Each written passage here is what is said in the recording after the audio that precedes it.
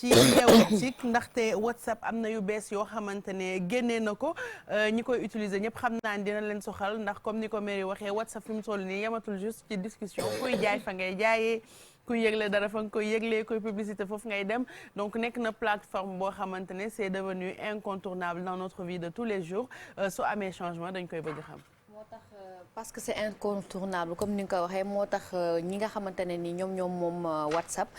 muy groupe bi moom Facebook en même temps ak Instagram à chaque fois dañuy jéem a améliorer li nga xamante ne waaw dañuy jéem a améliorer li nga xamante ne moom mooy application boobule donc fan yii yëpp ñu ngi gis ay teaser ñu ngi gis ay vidéo yuy jàll comme quoi que ne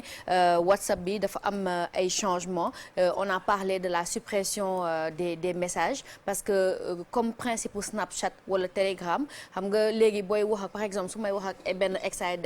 mën naa am possibilité bientôt sama discussion ak moom ma programmer suppression des messages dans 1 heure dans 2 heures dans 1 an wala dans 1 mois donc là cette possibilité là en tout cas mi ngi waaj a egsi si li nga xamante ne ci waaw mooy message éphémère si WhatsApp mais déjà même WhatsApp quand tu envoies un message le temps par exemple avant bu ko nit ki liiree mënoo ko woon supprimer. non mënoo ko woon mais léegi nit ki même bu ko liiree mën nga ko supprimer. non en fait soo ko yónnee. bu dee liiragu ko. bu dee liiragu ko non même léegi bu dee liir na ko ça se supprime. non da ngay supprimer pour yow. pour tout le monde. pour tout le monde. oui bon xëy na boobu jotaguma boobu mise à waaw. donc en fait sama téléphone je peux faire ça. ok donc c'est une mise à jour parce que ñu ngi mise à jour ñu ngi indi ay mise à jour yu bees donc si mise à jour yooyu la ñuy wax si li nga xamante ne moom mooy suppression de message yooyu mais ci kaw loolu tamit xam nga à chaque fois dañuy faral di garder ay lu ñuy wax ay vidéo wala ay photo parce que yenn saa yi dañuy yónnante ay vidéo wala yenn saa yi ñuy transférer ay message ay texte ay yooyu yëpp te dafay daal di des ci li nga xamante ne moom mooy application wala daal di feesal diisal sa téléphone. donc actuellement WhatsApp dañu développer aussi beneen fonctionnalité boo xamante ne boo demee ci paramètre WhatsApp bi si utilisation de données et stockage di nga gis gérer le stockage boo demee si gérer le stockage foofu ngay cliquer di nga gis ñaari bouton yu bees benn bi mu dalay won ñaata giga nga utiliser sur ñaata mot libre si li nga xamante ne moom mooy application bi donc dalay wax en vert par exemple fichier média WhatsApp yi ñaata la application ak autres éléments yoo xamante ne nii ñaata la toll léegi dalay defaral deux aussi lignes première ligne bi dalay won les éléments yoo xamante ne ils ont été transférés de nombreuses fois te dalay wax ñaata giga la pour nga mën a xam naka nga koy supprimer deuxième ligne bi aussi dalay wax vidéo yi nga xamante ne moom moo gën a diis ci vidéo lu ñu la yónnee wala yi nga yónnee moom tamit mu mën la permettre nga daal di effacer mettre un peu de place en fait dans l'application wala dans ton téléphone si suuf di nga am benn liste de discussion boo xamante ne da lay listeel moom selon les algorithmes ñi nga xamante ne ñoom ngay gën a envoyanteel ay vidéo discussion yooyu yi gën a diis toujours dans le but d'alléger li nga xamante ne nii moom mooy application bi ak li nga xamante ne moom mooy sa téléphone donc loolu mu nekk beneen deuxième fonctionnalité bu bees boo xamante ne nii WhatsApp mi ngi koy daal di indi pour ñi nga xamante ne ñooy utilisateurs yi beneen bi mooy li nga xamante ne mooy le paiement sur WhatsApp c'est bientôt effectif en Inde te comme Inde xam nañ ne ñëpp foofu la ñuy defee lépp li nga xamante ne mooy test sur réseaux sociaux moo xam Facebook moo xam Instagram moo xam WhatsApp foofu bu daal di marché dañ koy daal di déployer dans tout le monde donc bientôt mën nañ gëm ne à travers WhatsApp dinañ mën a def li nga xamante ne moom mooy ay transactions de paiement comme yeneen transactions de monnaie yu ñu daal di am leneen aussi am na xam nga d'habitude di nga am ay message de personnes yoo xamante ne dañ lay sonal léegi yow da nga leen di bloquer wala nga da nga leen di bloquer wala nga signaler leen léegi nag ñoom dañu seetlu que ne il y a beaucoup trop de blocage léegi dañu bëgg a jóg ci loolu léegi nee nañu par exemple tey bu ma ñëwoon. mais am na ñoo xam ne mairie noo def bloqué leen. waaw ça c'est sûr. t'as pas le choix en fait. c'est sûr mais léegi ñoom nee nañu pour lutter contre ça parce que yenn saa yi nee nañ blocage mën na nekk aléatoire wala subjectif mën na nekk subjectif par exemple benn petit bu may yónnee message di ñu yónnee ñun ñëpp message di ñu sonal man su ma ko signalé. yow nga signalé ko Yacine signalé ko Exadex signalé ko léegi dañuy jël ñoom dernier message yi nga xamante ne la ñuy yónnante ak petit moom la ñuy ñoom waa WhatsApp dañuy am accès ci message boobu lire ko pour xam ndax vraiment loolu soxla na ñu bloqué ko parce que nee nañ loolu c'est pour ñoom lutter yabuñu. contre les abus. ñoom est-ce que yabuñ ñu tam ñoom daal loolu la ñoom ñu wax ñooñu nee war a nañ wax ñun kan la ñuy bloqué kan la léegi ñuy bloqué dañ waxante parce que dëgg di nee lire nañ suñu message di déterminer ndax kii jar na bloqué wala déet nit kay bu la sonnalee yow yaa mën a déterminer ndax kii bëgg naa ko bloqué wala déet ça ils ont pas le droit. mais nee nañ c'est pour sécuriser c'est pour sécuriser nu mu tuddati c'est pour renforcer la sécurité des users des utilisateurs. parce que nee nañ xam nga yenn saa yi di nga wax ak nit mu énervé la sur le coup nga bloqué ko comprendre nga léegi nag xam naa le nombre de blocage dafa bëri. mais soo énervé too nga débloqué ko ça arrive. waaw mais am na ñoo xamante ne xam nga dañuy signaler sa numéro dañu ñoo coloniser mais c'est ça dañu ñoo bon ñoom en tout cas. yaa leen fi toogal ne leen boobu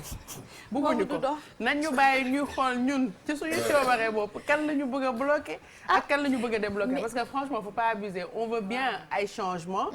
yoo xamante ne par exemple le fait de nous aider à defar stockage du téléphone bi ndax parfois sa téléphone day fees ba soo koy laal sa dafay mujjee mooy bi ñu mujjee génne nii mais quand même nous déterminer qui on doit bloquer et qui on peut pas bloquer ça c'est abusé loolu de nous disons non en fait nee nañ ils vont créer un bouton pour supprimer la discussion bloquer le profil signalé léegi pendant que blocage bi di nekk en phase d'approbation ñoom dañ lay yónnee benn message comme quoi que le dernier message que tu as échangé avec la personne ñoom ñu ngi koy am nañ ci accès ñu ngi koy xool donc à partir de là ñoom la ñuy mën a juger ndax kii propos mi war nañu bloquer la personne ou pas donc comme d'habitude Inde la ñuy njëkk testé yooyu balaa ñuy wàcc ci li nga xamante ne moom mooy Afrique wala le reste du monde mais en tout cas nekk na loo xamante ne nii dañ ko bëgg indi pour améliorer ko si li nga xamante ne moom mooy système signalement de WhatsApp. bi nga xamante ne nag moom laa bëggoon ñu mujjee waxtaane moo di li nga xamante ne mooy WhatsApp business. WhatsApp business on n'en parle pas beaucoup yenn saa yi da ngay gis nit koo xamante ne dafay yor téléphone am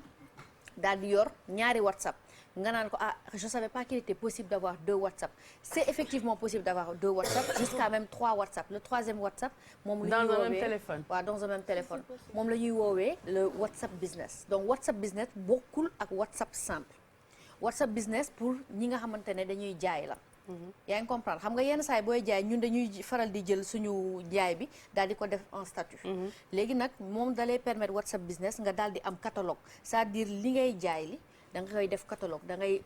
charger image bi ci biir comme ni ñu koy wanee ci vidéo bi nga joxe caractéristique bi nga joxe prix bi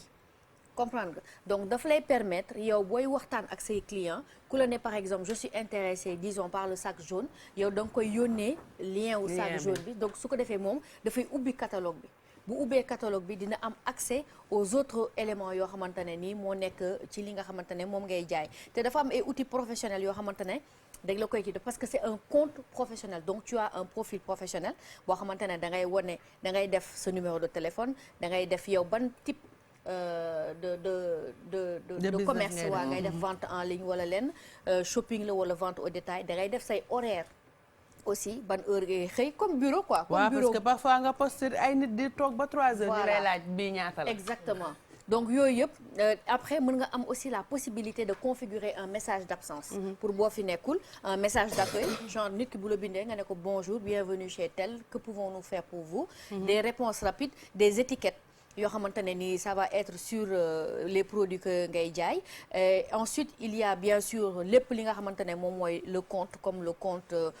WhatsApp normal confidentialité et tout discussion est aussi pareil il y a les thèmes il y a les fonds d'écran les historiques de discussion les notifications les sonneries des messages etc et il y a aussi tout ce qui est utilisation de données et stockage donc mais par contre avant ngay avancer est-ce que c'est sur un même numéro que nga mën a am ñaari WhatsApp yi voilà si c'est des numéros différents. Non, c'est des numéros différents. D'accord. Par exemple, actuellement, il est possible d'avoir, par exemple, sur un numéro, 2 WhatsApp. sa benn numéro nga def ko sur 2 WhatsApp maanaam sur ñaari téléphone